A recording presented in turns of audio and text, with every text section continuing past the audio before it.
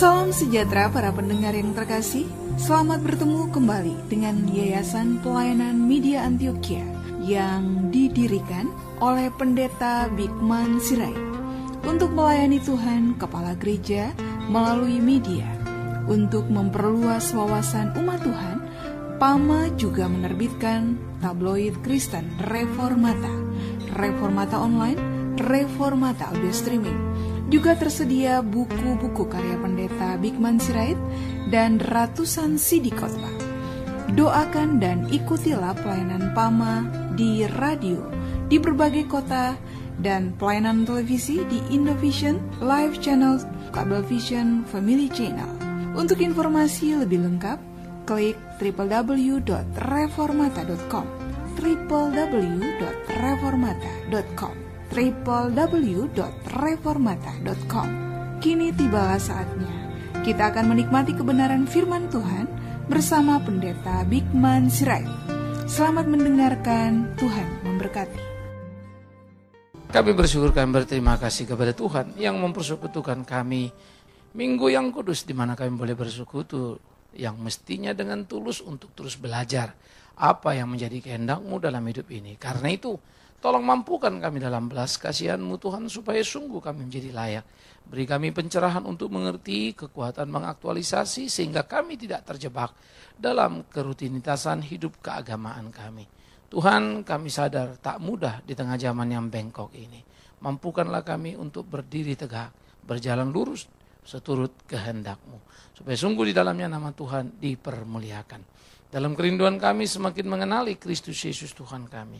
Demi Yesus Kristus Tuhan kami berdoa. Amin. Kali ini kita akan membicarakan tentang praeksistensi Kristus. Supaya kita menjadi orang Kristen yang punya basis, punya dasar. Karena ada kegelisahan yang cukup sebetulnya di situasi kekinian ini. Karena terlalu banyak orang Kristen yang percaya kepada Kristus, tetapi sebetulnya tidak tahu apa yang dipercayanya. Sehingga sebetulnya dia percaya apa tidak, itu menjadi pertanyaan serius. Ya, saya selalu terganggu oleh ucapan Tuhan Yesus sendiri. Tidak setiap orang menyebut namaku Tuhan, Tuhan masuk surga. Tapi mereka yang melakukan kehendakku. Lalu apa menjadi kehendak Bapa? Diskusi tersendiri lagi. Dan terlalu banyak hal yang mesti kita bicarakan, saudara. Nah, karena itu kita mencicil sedikit demi sedikit, belajar mengenal semakin utuh, semakin lengkap lagi ya. Nah, saudara, praeksistensi. Mari kita melihat dulu istilah ini. Nah, istilah praeksistensi adalah sesuatu pengertian sebelum dia berinkarnasi. Eksisten itulah ada beradanya. Ya. Nah, itu juga disebut sebagai prainkarnasi. Apa sebetulnya istilah inkarnasi? Yang pertama kita mesti memahami bahwa itu berasal dari bahasa Yunani ya, ensarke. Pada waktu dikatakan dalam bahasa Yunani ensarke ya, dalam bahasa Latin itu adalah incarne. Nah, itu yang kemudian jadi inkarnasi. Jadi kalau ensarke itu adalah saks, itu daripada kata Yunani, share itu Ibrani, memiliki arti jasmani yaitu bahan padat yang bersama darah, tulang yang merupakan organisme manusia. Artinya begini. Inkarnasi itu adalah Allah masuk atau Yesus masuk itu ke dalam tubuh, daging, dan darah. Artinya lagi, itu bukanlah jadi-jadian, tetapi utuh dan seutuhnya. Pengertian-pengertian atau istilah-istilah yang dipakai selalu menjadi penting. Perlu kita memahami. Pernah satu kali seorang pendeta lalu masuk koran pula diliput, lalu mengatakan kami Kristen setuju dengan pluralisme. Kita memahami itu gitu ya. Tapi ini sebetulnya memang dalam konteks sebuah pidato politik begitu. Ya. Saya menjadi terbingung-bingung dengan kalimat itu ya. Di satu pihak karena mereka sangat-sangat menjaga prinsip misalnya ya. Tidak boleh ngerokok lah, apalah, waduh begitu ketatnya gitu. Tapi bisa menerima pluralisme. Saya bingung apa dia tidak bisa membedakan pluralitas, pluralisme. Pluralisme itu sudah menjadi sistem isme, menerima semua agama sebagai benar. Pluralitas itu keberagaman. Jadi dia nggak bisa bedakan, kita mestinya menerima pluralitas, tetapi tidak pluralisme. Itu jadi kacau balau itu ya gitu ya. Tapi kita menerima pluralitas, kepelbagaian kita terima. Tapi bahwa dalam kepelbagaian itu kita sama, nanti dulu, itu bukan Kristen. Maka kita terus mengkhianati Yesus yang berkata, akulah jalan dan kebenaran dan hidup. Keunikan itu harus dibuang. Nah, saudara bisa membayangkan ketika orang memakai satu istilah tanpa mengerti, kacau balau jadinya. Ya. Pasti itu sudah menimbulkan kebingungan juga pada orang lain. Loh, satu sisi mereka gerakannya begitu fundamentalis, tapi di lain sisi pandangannya begitu liberalis. Nggak mungkin kan itu. Ya. Tetapi itu terjadi karena ketidaktahuan. Nah, saya khawatir kita selalu menyebutkan inkarnasi tanpa mengerti maksudnya apa.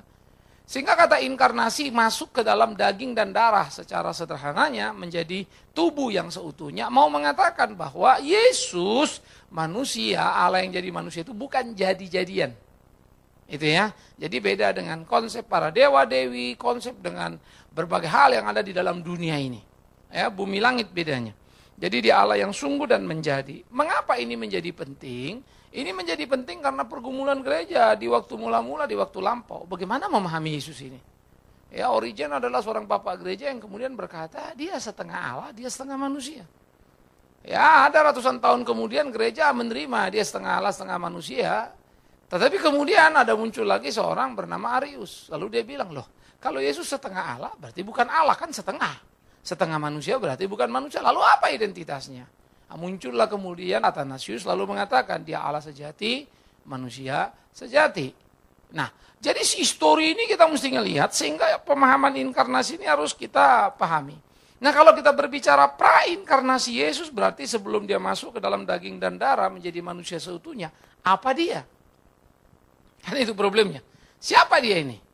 Ya, maka kalau saya coba bertanya pada saudara, Yesus itu ada berapa tahun lampau? Halo? Kalau Yesus ada 2000 tahun yang lampau, berarti sebelumnya dia nggak ada. Nah, mulai bingung lah kalian kan? Semua orang Kristen akan bicara begitu. Kita yang bicarakan Yesus ada itu, kalau padahal being-nya dia, before Abraham, I am was. Sebelum Abraham ada, aku sudah ada. Itu kalimat dia. Nah, makanya praeksistensi ini pentingnya kita pikirkan. Supaya kita nggak kejebak pada terminologi itu. 2000 tahun lalu dia datang ke dalam dunia sebagai manusia, yes.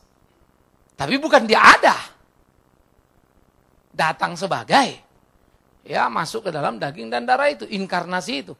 Ini kelihatannya tanpa sederhana tetapi akan jadi problem yang sangat serius. Sama seperti dia bangkit apa tidak. Ya, ini juga menjadi pergumulan-pergumulan serius. Ya. Maka kita akan mengangkat tema Yesus Kristus hidup sebagai satu perlawanan kepada orang liberal yang tidak percaya dia bangkit. Ya. Nah, kemudian kita melihat saudara, apakah Yesus Kristus ada di perjanjian lama? Ini menjadi sebuah pertanyaan menarik. Kalau kita ditanya sebagai orang Kristen yang tahu PLPB, saudara pernah nggak tahu ada Yesus di perjanjian lama? Setahu saudara Yesus di mana? Nggak ada kan di perjanjian lama kan ya? Dan kita nggak pernah dengar kisah itu. Nggak pernah dengar khotbah itu. Disinilah kegagalan gereja sebetulnya memberitakan Kristus itu. Tetapi kegagalan gereja memberitakan Kristus itu kenapa? Memang gereja, maaf kalau saya bilang, tidak mau tahu jadi tidak tahu. Bukan tidak bisa tahu loh. Ya, tidak bisa tahu itu dua hal yang berbeda dengan tidak mau tahu. Kalau tidak bisa tahu, ya memang dia bodoh nggak bakal bisa tahu ya. Tapi kalau tidak mau tahu dia bisa tapi nggak mau. Karena kita kurang memperhatikan, kurang mendalami, kurang belajar, sehingga kita akhirnya kehilangan arah daripada Kristus itu, praeksistensi sampai kepada eksistensinya dia. Pertama, saudara, di dalam perjanjian lama, Kristus itu disebut Theophany. Ya, yang menyatakan diri di dalam wujud malaikat. Nanti kalau Christophany, ya, dia menyatakan diri, menampakkan diri sebagai yang nyata, yang diurapi. Nah, pada waktu dia disebut Theophany, yaitu ketika Abraham tawar-menawar hal Sodom Gomora dengan malaikat Tuhan. Bagaimana kita bisa tahu? Sederhana, karena malaikat tidak bisa menegosiasikan keputusan Allah. Kalau segini gimana? Kalau segini, malaikat nggak akan berani. Ya, malaikat hanya menyampaikan apa yang disampaikan, tidak bisa kurang, tidak bisa tambah. Malaikat itu sama, tunduk pada hukum seperti juga kita tidak bisa menambah dan mengurangi Alkitab itu. Nah jadi, ketika kemudian tawar-menawar dengan hal Sodom, maka kita tahu ini bukan malaikat biasa. Bahkan ketika menyampaikan berita kepada Maria, malaikat tidak berani menambah mengurangi. Mana mungkin? Tidak ada mustahil bagi Tuhan. Itu aja sudah selesai. Ya. Nah jadi kita melihat betul bagaimana hal yang perlu disampaikan dan tidak perlu tidak disampaikan. Begitu juga ketika dinyatakan hal-hal yang penting kepada Yohanes di dalam pembuangan di Patmos, malaikat menyatakan diri ini itu, lalu sampai kemudian Yohanes sempat mau menyembah kepada malaikat itu. Lalu malaikat itu marah dan berkata, jangan sembah aku karena aku sama seperti engkau. Hanya Lucifer yang menerima sembah. Karena dia malaikat pemberontak. Tapi malaikat seperti Mikael atau Gabriel tidak akan menerima sembah. Mereka tahu itu salah. Sembah hanya untuk Allah itu, bukan untuk dia. Maka dilarangnya Yohanes, jangan aku sama dengan engkau. Sama-sama ciptaan. Ya, cuman satu ciptaan itu dalam bentuk spiritual atau non materi, kita adalah ciptaan dalam materi. Satu roh, satu tubuh, kan begitu. Nah, jadi ketika tawar-menawar itulah yang disebut teofani itu. Yang kedua, pergumulan Yakub di Peniel. Ketika Yakub bergumul digambarkan bagaimana dalam pergumulan itu Yakub ngotot minta diberkati, kan? Lalu malaikat itu memberkati dia dan mengganti namanya. Bagaimana pula malaikat bisa memberkati? Nggak ada ceritanya itu. Malaikat itu cuma menyampaikan apa yang perlu disampaikan, yang diperintahkan Tuhan. Tetapi tidak bisa ikut campur dalam urusan pemberkatan dan seterusnya. Malaikat tidak berhak untuk itu. Tetapi malaikat ini melakukan. Dan banyak orang salah baca ini lalu berdoa kepada malaikatnya masing-masing. Lalu kita disuruh cari malaikat kita siapa, yang jaga kita siapa. Ya, jadi perkembangan ini sangat banyak sekali. Tetapi ironisnya orang Kristen, kita ini menjadi orang Kristen sebetulnya nggak punya prinsip ya. Kesana kemari tidak mau belajar yang penting, yang benar, yang sehat. Ya, saya selalu mengatakan kalau Harvard University itu bagus, kuliahnya gampang nggak? Halo, susah. UGM itu kuliahnya juga susah, tapi ada UGM yang gampang. Ya, di Petojo Sabangan situ, Universitas Gajah Mungkur. Nah itu agak mudah belajarnya, cepat sekali orang lulus dari situ. Masuknya gampang, keluarnya pun gampang. Ya, namanya UGM, sama-sama, cuma satu Gajah Mada, satu Gajah Mungkur. Ya. Nah jadi kalau kita ngelihat, kamu ini mau jadi apa sih sebetulnya? Ya, saya kalau anak saya pilih sekolah yang murah-murahan, yang gampang-gampang supaya gampang belajar, ngomong satu kali sama saya. Kalau nggak saya marahin, ya tambah ekstra, pasti saya pukul itu. Mau jadi apa kamu? Saya nggak akan izinkan anak saya masuk ke sekolah abal-abal. Susah di situ Pak, belajar. Kecuali memang dia idiot. Kan jadi lain ya. Itu pun kita usahakan masuk ke sekolah luar biasa. Yang terbagus loh. Tetapi lucu ya. Dalam hal kekristenan, kita seringkali picik setengah mati. Milih yang enak di kuping kita, yang cocok, yang gampang. Nggak mau kita belajar. Padahal iman Kristen ini soal hidup mati dalam arti kata, surga apa neraka. Urusan sarjana saja pun kita serius, yang ini enggak.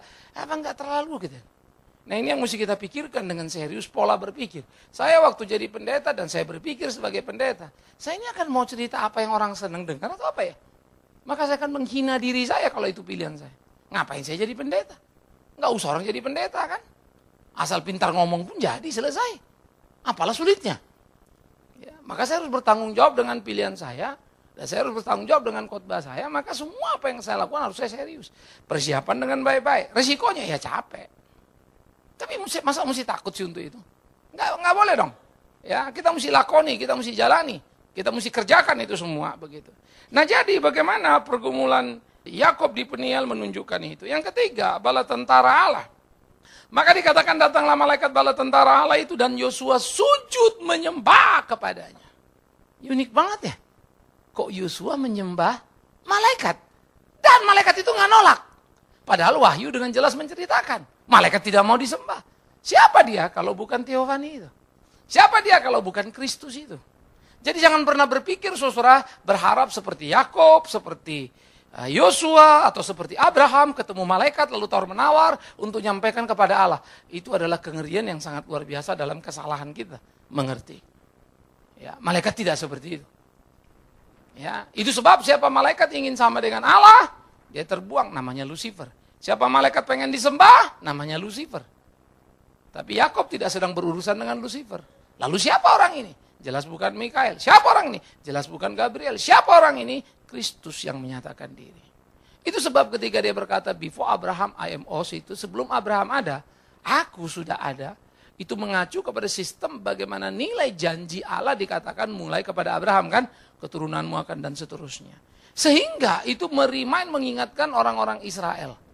Sebelum Bapa orang Israel yang selalu dipuja sebagai Bapa orang beriman itu ada Abraham, ya, Yesus sudah ada.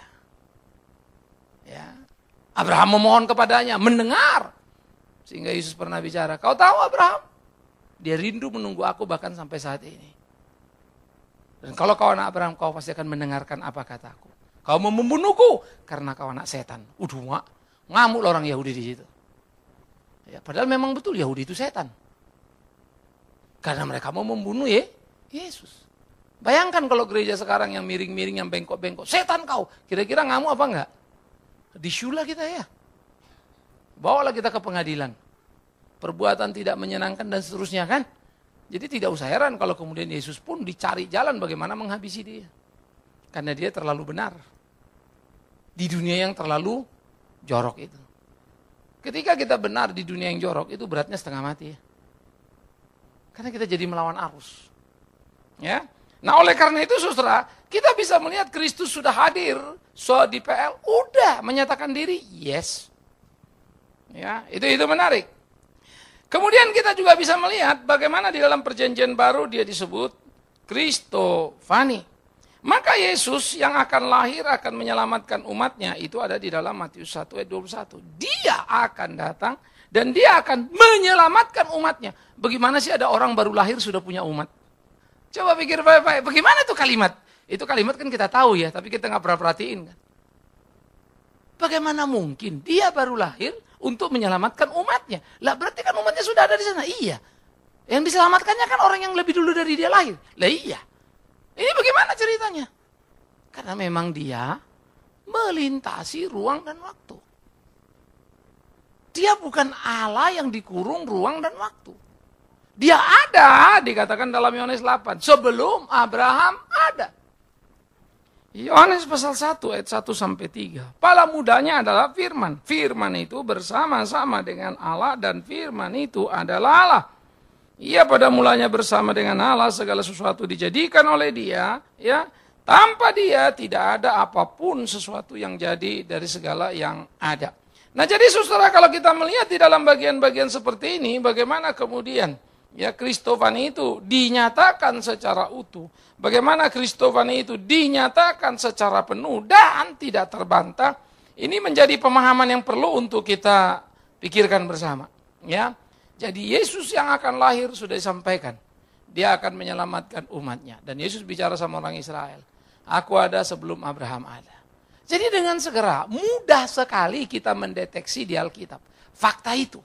Yang menjadi masalah adalah kita tidak pernah membaca Alkitab seserius itu. Kita kan cuma jadikan Alkitab ini kumpulan ayat-ayat ya. Jadi mana yang kita suka ya kita pilih, itulah firman. Kita nggak mau baca utuh semua. Khotbah pun akan kita pilih topik-topik yang menyenangkan. Yang cocok dengan pergumulan saya. Kita sangat egois dalam bertuhan. Kita hanya mau firman Tuhan yang cocok sama kita. Yang enak, tapi tidak mau firman Tuhan yang menegur kita, yang menghajar kita, yang membentuk kita. Mana bisa kita pesan begitu? Bertuhan itu utuh kan begitu ya saudara ya. Nah jadi Yesus akan lahir menyelamatkan umatnya dengan segera menunjuk.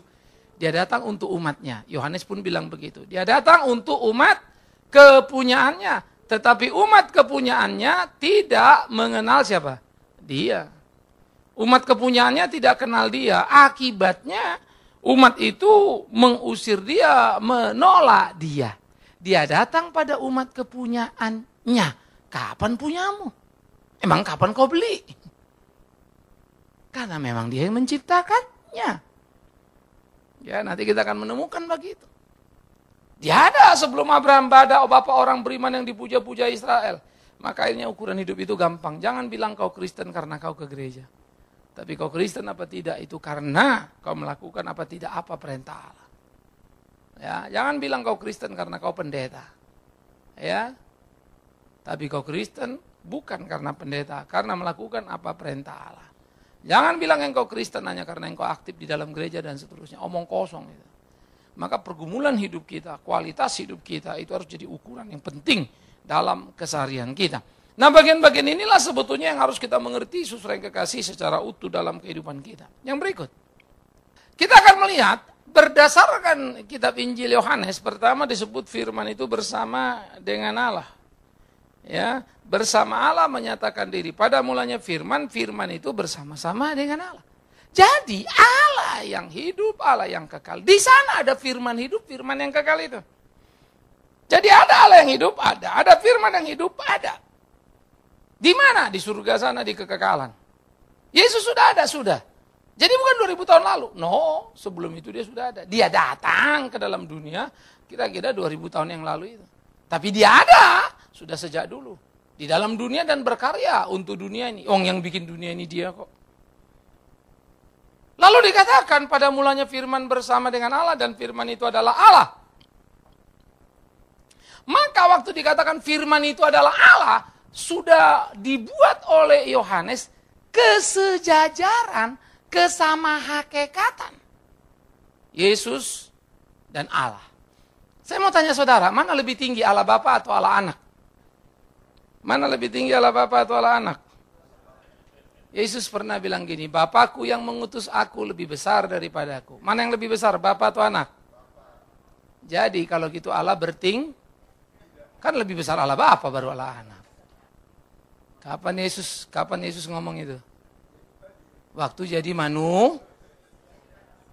waktu dia jadi manusia, apa yang dilakukannya? Dia mengosongkan, membuat dirinya menjadi Allah yang terbatas, padahal tidak. Sehingga dia lebih rendah, bukan saja dari Allah. Pada waktu disalib, Ibrani berkata, sesaat dia lebih rendah dari malaikat. Ketika dia terpisah dari Bapaknya. Tapi hakikat, originalnya, hakikat, asalinya, dia sama dengan Bapa. Itu sebab saksi Yehova mudah masuk ke dalam orang Kristen. Karena saksi Yehova akan mulai dari situ. Untuk menyangkal bahwa Yesus adalah Allah. Karena mereka tidak percaya Yesus Allah. Yesus adalah ciptaan Allah yang pertama dan yang terbaik. Tapi tetap ciptaan. Oleh karena itu saudara, firman itu bersama-sama dengan Allah dan firman itu adalah Allah sama sehakikat. Tetapi ada saat di mana dia mau jadi sama dengan manusia. Direndahkannya lah dirinya. Membuat dia lebih rendah dari Bapaknya. Nangkap ya? Dilepasnya atribut itu. Sehingga dia jadi lebih rendah. Tetapi kalau kita ngelihat Kristus itu begitu. Dia lepas seragam atributnya. Bahwa dia kekal masuk dalam ruang dan waktu. Bahwa dia tidak mungkin lapar karena dia hal yang sempurna. Dia jadi lapar, jadi haus. Dan seterusnya. Dia memasuki area itu. Itu sebab kalau kita nggak ngerti praeksistensi sama eksistensi, kita bisa memandang dia di kekekalan seperti waktu dia di dunia. Salah banyak kan? Sehingga dia lebih rendah dari Bapa. Nah, terus bagian-bagian ini banyak setengah mati ini. Kita akan salah. Dan memang maafkan saya, banyak sekali gereja yang salah. Tapi kita percaya pada Yesus. Tapi sebetulnya Yesus yang mana nih? Ya. Nah jadi dia adalah Allah. Yes. Jadi dia kekal, dia melampaui ruang dan waktu. Sebelum masuk ke dalam ruang dan waktu. Maka yang melewati ruang waktu ini masuk ke dalam ruang dan waktu. Dia rela capek, dia rela lapar, dia rela haus. Padahal sejatinya dia tidak itu. Dia bukan itu. Bahkan dia rela takut. Walaupun ketakutannya adalah satu ketakutan teologis ketika harus terpisah dari Bapaknya. Enggak Allah banget ya. Maka orang lain suka akan bilang agama lain, orang Kristen Tuhannya kok mati. Ayo, Tuhan mati nggak? Yesus mati nggak? Yesus maha tahu nggak? Maha? Semua dia tahu? Salah kalian. Apa dia nggak pernah ngomong tentang hari itu? Tidak ada yang tahu. Malaikat tidak, anak pun tidak kecuali Yesus beda. Kalau dia bilang aku tidak tahu, malaikat tidak tahu, jangan lupa. Dia sedang inkarnasi. Masuk ke dalam daging dan darah. Dibatasinya lah dirinya sehingga dia menjadi Allah yang sejati, manusia yang sejati, tapi Allah yang sejati yang terbatas. Mana ada Allah terbatas? Memang gak ada. Itu sebab kasihnya hebat. Dia rela membatasi diri. Kalau dia Allah yang tidak terbatas sama seperti yang di surga, nggak ada yang bisa ngelihat Allah. Semua orang lihat Allah apa? Ya mati. Mati semua orang-orang yang lihat Yesus itu. Kalau dia utuh. Maka kalau nanti dia datang dalam kemuliaannya, dia tidak nanti datang dalam pengosongan diri. Itu sebab dia akan datang sebagai hakim yang agung. Nah itu second coming. Kali pertama datang dia bilang, aku bukan membinasakan, tapi aku mau menyelamatkan. Tapi kedatangan kedua, aku bukan menyelamatkan. Menyelesaikan sudah. Jadi jangan dibuat main-mainan. Jadi kadang ada orang khotbah, jadi saudara Yesus nggak mungkin datang membinasakan kita. Loh. Kalau kau nggak percaya, ya binasa. Udah otomatis itu. Tapi memang dia datang untuk tujuan menyelamatkan. Kalau percaya. Nggak percaya, ya binasa. Ya. Nah jadi kita bisa melihat praeksistensi itu begitu ketatnya, dia ada di sana. Ada yang dia nggak tahu? Ada. Kenapa? Karena membatasi dirinya. Kok Allahnya orang Kristen bisa mati? Yes. Kalau Yesus Allah kok mati? Yes. Kenapa rupanya? Ya kok bisa mati Allahmu? Saya jawab gampang. Itulah hebatnya Allahku. Dia bukan bisa mati, mau mati. Kalau nggak mau, nggak ada yang bisa bikin. Buktinya disalib. Ditusuk, luka, mati. Baca Alkitab baik-baik. Gak pernah dia mati. Sampai dia berkata apa? Ku serahkan nyawaku. Siapa yang bisa bikin dia mati? Si Lazarus mati aja dihidupkannya. Wah orang Kristen kelewatan. Manusia kok dijadikan Tuhan. Setuju. Kalau manusia dijadikan Tuhan, kualat itu. Jahat itu. Nah kenapa kalian jadikan Yesus itu Tuhan? Bukan, jangan salah paham kau. Tapi celaka dan kualat juga orang kalau tidak percaya. Tuhan bisa jadi manusia. Aku tanya kau, manusia bisa jadi Tuhan? Enggak. Kalau Tuhan jadi manusia, ya bisa. Itu Yesus. Salah kenalnya kau. Ini gitu ya. Enggak ada masalah kok dengan Yesus. Dia Allah jadi manusia. Apa yang enggak bisa sih? Ya enggak bisa, memang manusia jadi Allah. Kurang ajar itu. Seperti si Adam itu kan. Mau jadi Allah ya habis. Tapi kalau Yesus itu beda. Allah jadi manusianya. Yang jadi pertanyaan justru kok bisa? Ya bisa lah. Tapi yang jadi masalah adalah kok mau mendowngrade dirinya itu. Itulah Yesusku. Itulah Tuhanku. Nggak perlu kita kelahi kan? Apa pertanyaan yang nggak bisa dijawab? Nggak ada, semua bisa dijawab. Tapi soal orang mau percaya apa nggak jawaban itu nomor 2. Nomor 2 itu. Tapi kita harus belajar. Jadi kita harus belajar. Nah itu yang kita mesti perhatikan. Jadi pada waktu kita melihat firman Sang Hidup itu telah menjadi manusia, ya, dia sama dengan Allah dan dia adalah Allah yang hidup. Karena apa? Tidak ada yang jadi kalau bukan karena dia. Segala sesuatu dijadikan oleh dia. Tanpa dia tidak ada yang jadi. Jadi semua jadi karena siapa? Karena Kristus, karena Yesus. Jadi dia pencipta bukan? Nah, pernah nggak mendengar istilah Yesus pencipta? Siapa yang kita tahu pencipta? Yesus itu apa? Penebus kan gitu ya. Kalau Roh Kudus, sekarang ini adalah era siapa? Era Roh Kudus. Otak kita ini sudah dikacau-kacaukan semua. Jadi kalau pendeta khotbah, saudara-saudara, era kita sekarang adalah era Roh Kudus yang bekerja luar biasa. Emangnya dulu kerja Roh Kudus nggak luar biasa? Emang murid-murid itu bertobat karena siapa itu? Ya Roh Kudus dong. Petrus kau bilang aku Mesias anak Allah. Ingat bukan kau yang bicara, siapa? Roh Bapakku yang mengatakan itu kepadamu. Roh itu menginsapkan akan dosa dan membuat kita mengaku Yesus Kristus Tuhan. Penyamun itu pun karena Roh Kudus itu. Kepala pasukan bilang sungguh dia ini anak Allah karena Roh Kudus itu. Jelas sekali. Tuntas sekali.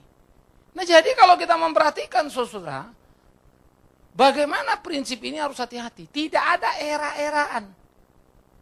Kalau itu sekarang era Roh Kudus berarti Allah Bapa sama Allah Anak sudah pensiun. Atau MPP lah paling enggak ya. Masa iya begitu sih? Kan gak mungkin dong. Dia Allah sama dalam kekekalan. Dia tidak mengenal dan karena dia melintasi ruang dan waktu. Dia tidak terkurung di sana.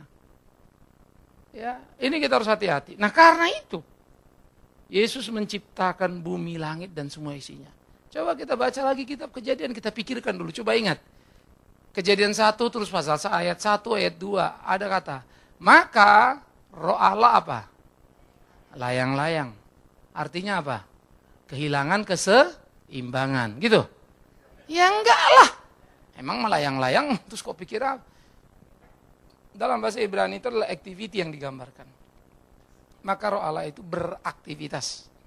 Apa yang sedang dilakukannya? Mempersiapkan seluruh penciptaan.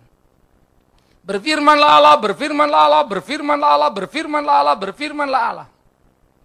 Allah dan firman yang satu itu menjadikan segala sesuatu. Itulah disebut berfirmanlah Allah. Allah dan firman. Itu yang sedang dibilang Yohanes pasal 1. Jadi menarik.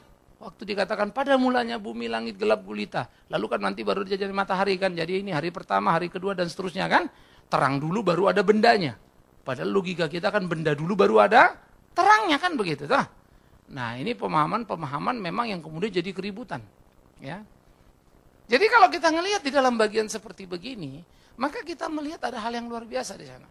Allah berfirman, Allah dan firman yang satu pada dirinya tidak terurai. Lalu kemudian Kejadian 1:26 menjadi kata penting. Baiklah siapa? Kita menjadikan manusia menurut gambar dan rupa kita. Siapa itu kita? Allah Bapa, Allah Anak, Allah Roh Kudus. Tritunggal itu. Nanti pengutusan pun begitu. Ada simbol kepada Yesaya. Siapa yang akan pergi untuk kami? Pakainya as bahasa Inggris. Kalau bahasa Indonesia untuk ku. Tunggal. Inggris pakai as yang pas, ya, majemuk. Siapa yang pergi untuk kami?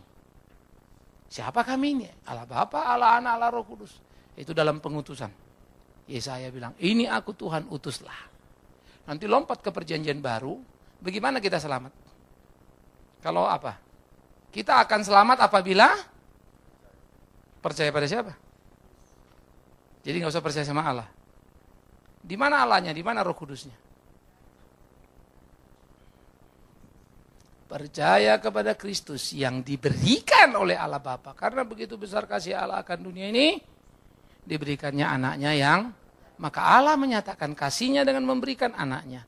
Maka kita percaya pada anak yang tersalib itu. Tapi bagaimana kita bisa percaya? Halo? Karena Roh Kudus. Jadi keselamatan dikerjakan siapa?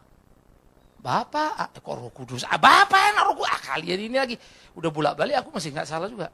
Awas, Bapa, Anak, Roh Kudus. Kalau kau dipenuhi Roh Kudus, percaya pada siapa kau? Roh Kudus memenuhi aku percaya pada Bikman Sirait. Mari sama-sama ke neraka kita. Bukan ke surga, aku bukan pemilik surga. Mana bisa aku bawa kau ke sana? Kan begitu ya? Sehingga Roh Kudus menolong aku percaya kepada Kristus. Kristus yang mana? Yang dari Bapa itu. Maka dalam keselamatan itu ada Allah Tritunggal itu. Kenapa gereja diperintahkan Tuhan baptislah dalam nama Bapa, Anak, dan Roh Kudus. Itu semua sejarahnya. Itu. Ada aturan mainnya itu. Tahu-tahu ada sekarang satu orang, gak perlu pakai Bapa, Anak, Roh Kudus. Cukup nama Yesus. Itu nama yang agung. Aduh, pada pusing saya. Mendadak orang pintar, padahal gak pernah belajar. Makanya kacau balau. Lihat sepotong, sudah menyimpulkan. Lihatlah seluruhnya, lihatlah semuanya, dalami semuanya, barulah kita memberi kesimpulan kita. Kalau enggak jangan dong, kan gitu ya. Nah, jadi kita bisa melihat Yesus sumber penciptaan, yes. Dalam Wahyu pasal 3 ayat 14 dikatakan apa? Dia adalah permulaan dari segala ciptaan Allah. Inilah saksi yang benar dan amin. Permulaan dari segala ciptaan Allah. Orang saksi Yehova bilang, nah, Yesus mula-mula dicipta Allah yang pertama. Kalau yang menulis Wahyu itu siapa sih? Yohanes. Yang menulis kitab Yohanes siapa? Yang menulis kitab Injil Yohanes siapa? Kalau suratnya Yohanes, Injil Yohanes yang nulis siapa? Si Yohanes. Yohanes yang sama apa beda? Sama ya, bukan satu si Hombing, satu si Burian. Sama orangnya kan? Orang yang satu, otaknya satu itu, datanya satu itu. Mungkinkah dia berkelahi? Satu bilang dia dicipta mula-mula, satu enggak. Yang salah kan yang baca. Sehingga terjemahan pas musinya bahasa Indonesia itu lebih mendekati kepada pemahaman artinya itulah sumber. Permulaan itu adalah dia yang mula-mulain. Memulai. Gara-gara dia makanya ada ciptaan itu bahasanya itu.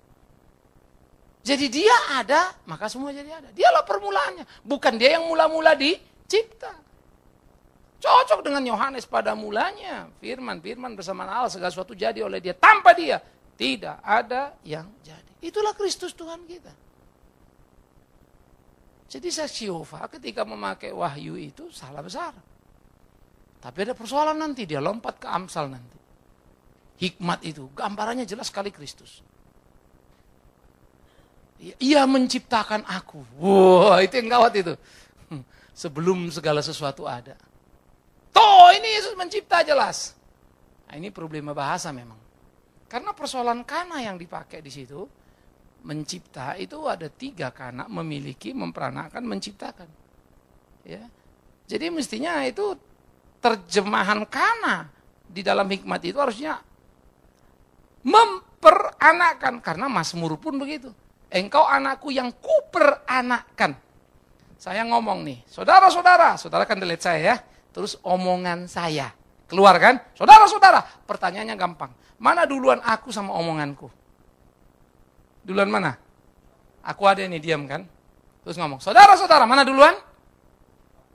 Salah. Emangnya sebelum aku ngomong gak ada di otakku? Cuma kalian belum dengar. Tapi sudah ada sama, ketika aku keluarkan baru kalian tahu, baru kalian dengar. Tapi jangan bilang baru ada itu. Emang aku gak mikir? Jangan gitu atuh. Ya.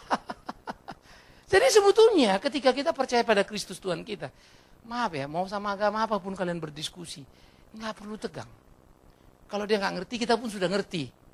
Oh, saya tidak ngerti. Kalau aku jawab, aku ngerti, kenapa kau nggak ngerti? Nggak apa-apa kok. Karena aku juga ngerti, kalau kau nggak ngerti. Aku seringkali nggak ngerti, kalau kau sampai ngerti. Itu persoalan malah. Bagi saya kalau orang nggak ngerti siapa Yesus, bagi saya itu sangat bisa masuk akal ya. Kalau dia segera ngerti, dia bilang, aku malah curiga. Ini ngerti benar-benar apa enggak sih? Jangan-jangan cuma menyenangkan kita lalu bilang ngerti. Ya. Itulah Kristus Tuhan kita. Ya. Maka Allah dan firman itu diperanakan. Diperanakan artinya bukan seperti suami istri melahirkan anak. Bukan. Keluar dari. Ya. Keluar dari. Sudah di sana dia. Sudah bersama dia. Maka begitu saya keluar dari lahir, stok itu udah ada di sini. Cuma dalam pertumbuhan anatomi tubuh anak, kemudian baru bisa dia ngeluarin apa yang dia mau omongin. Anak kalau belum bisa ngomong, jangan bilang belum bisa ngomong. Memang belum bisa menyampaikan, tapi di sini udah ngomong. Mau ngomong dengan nyambung-nyambung. Karena belum banyak perbendaharaan yang mesti dia sampaikan. Jadi berhenti di sini, itu anak kecil. Begitu ngomong, cerewetnya setengah mati. Nah itu anak biasa itu. Semua ditanya, papa ini apa? Lampu. Lampu apa? Ya terang. Terang apa? Bapaknya diam kau, pokoknya begitu. Jawab. Habis pas saya bingung dia nanyanya. Bukan bingung, berarti kau orang tua yang payah kau. Belajarlah baik-baik sebelum anakmu itu bertanya. Supaya kalau dia tanya bisa kau jawab. Maka berdasarkan surat Paulus di dalam Filipi pasal 2 ayat 6 tadi yang kita sudah bicarakan. Yesus Kristus itu dia yang setara. Sama sehakikat. Jadi kalau setara sama sehakikat, dia Allah.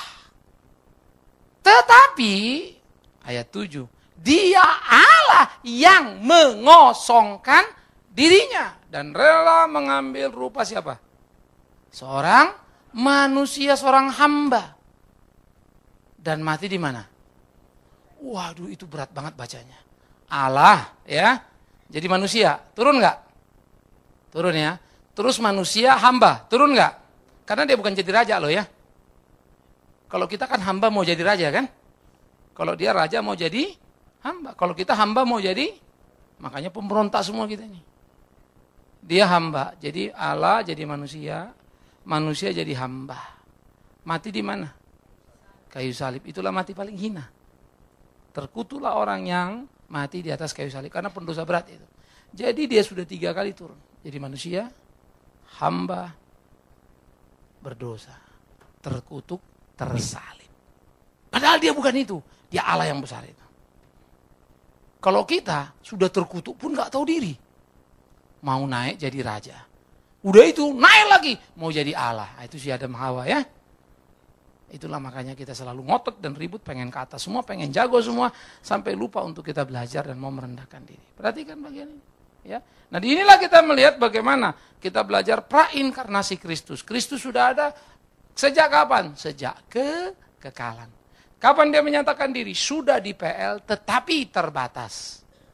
Itu yang kita sebut teofani. Menampakkan sesaat hilang, tanpa lagi hilang, tanpa lagi hilang. Seperti malaikat itu. Tetapi di PB dia menyatakan diri Kristofani. Sekarang dia berinkarnasi. Tidak sekedar menampakkan diri, tapi inkarnasi.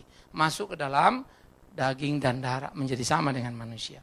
Ya, itulah Yesus Tuhan kita. Itu sebab ketika kita percaya keselamatan, ketika kita percaya apa yang dikerjakan, enggak asal percaya.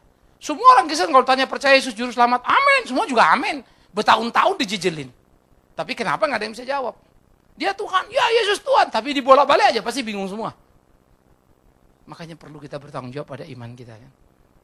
Saudara nggak usah kaget kalau nanti berdiskusi bahkan mungkin dengan banyak sarjana teologi. Kadang-kadang belum ngerti ini.